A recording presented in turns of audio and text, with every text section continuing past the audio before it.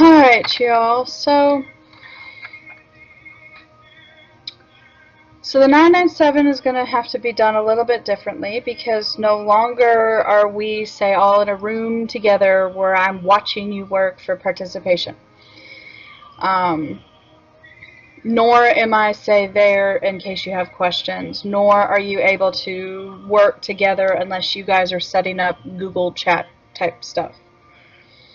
So therefore, what's going to happen is you are going to have mini lectures or mini lessons where I'm going to go over a couple other examples for you to be able to have, but then I'm going to show you the practice problems. So if you all remember, in the beginning of the semester, we were working through that supplemental textbook, and you had to work the pages and then show your work. Well, we kind of have to go back to that. So here I'm going to walk through the examples that have been provided in that supplemental book. And then the practice problems that follow, well, that is then your assignment for participation. Okay, and so once you do it, you'll just simply upload it to the correct submission box within the Learning Unit section. Okay, so please do try and make sure that you do for sure attend our first virtual classroom for this class so that I can explain again to you specifically what it is that you have to do and what's expected so that you all understand and so nobody gets lost. That being said, let's go ahead and get to it. So in the lecture class, we covered 6.3, which had to do with volume. So here we're going to refresh. So again, when we're talking about volume, we are talking about filling a space with something. The best example I can give you is if you take the glass off your shelf and put it on your counter, and then you fill it up with your favorite drink, whatever that may be. Like for me right now,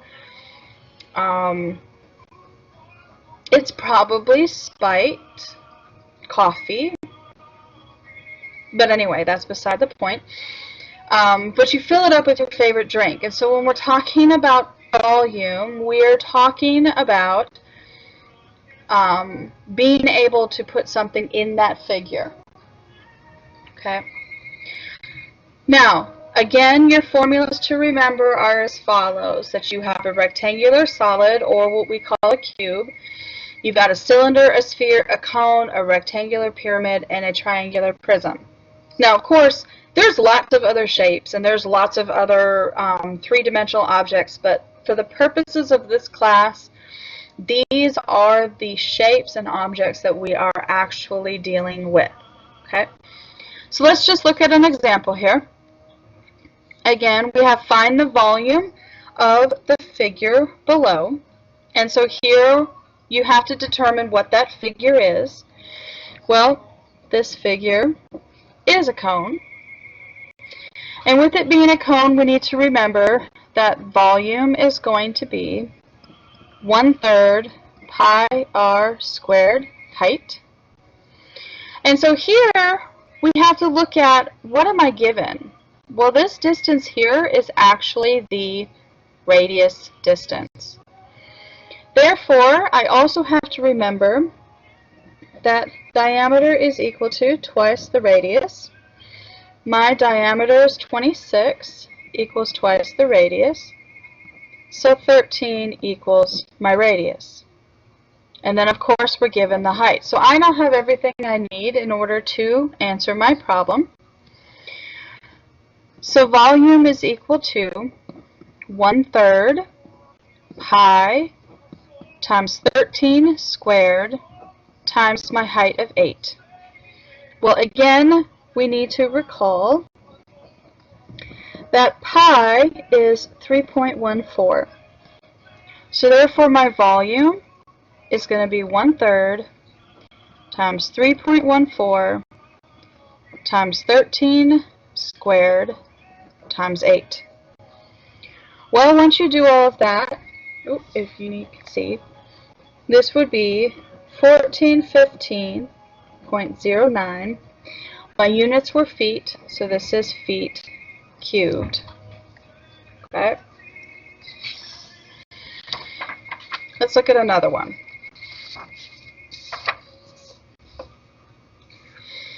Alright, so here we have a word problem where it says we have a skyscraper in the shape of a rectangular solid that is 1,250 feet tall with a rectangular pyramid for the top that is an additional 204 feet.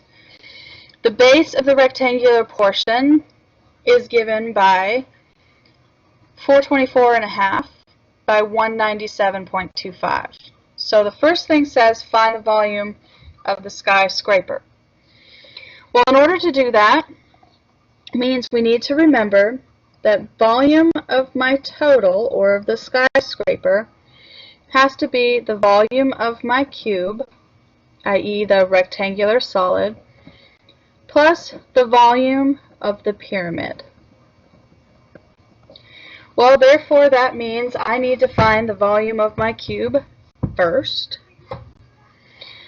So the volume of my cube is going to be length times width times height, which in this case was going to be 424.5 times 197.25 times 1250. So this is going to be 104,665,781.3 feet cubed. Now we need to know the volume of my pyramid. And again, my pyramid equation is going to be 1/3 length times width times height.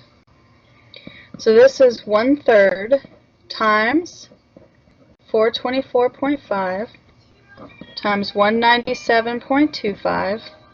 But in this case, my height is different because my height is only 204. So you've got to be careful with the heights that you use, that you're using it for the proper shape. So this is going to be 5,693,818.5 feet cubed. Now obviously I'm running out of space here. So my V total, so bear with me, my V total has to be my cube, so the volume of my cube, plus the volume of my pyramid. So here I'm going to add them together. So I've got 104,665,781.3 added to 5,693,818.5. Be happy you have a calculator. And you should come up with a total of 110,359.599.8 feet cubed. So this right here is going to be the volume of your skyscraper. Okay. Now the second part said, assuming an average composition of air under standard temperature and pressure, the air has a weight of 0.0807 pounds per cubic foot. Find the weight of the air in the skyscraper above. So that's simple. When we talk about weight, we are talking about your volume total times your air weight.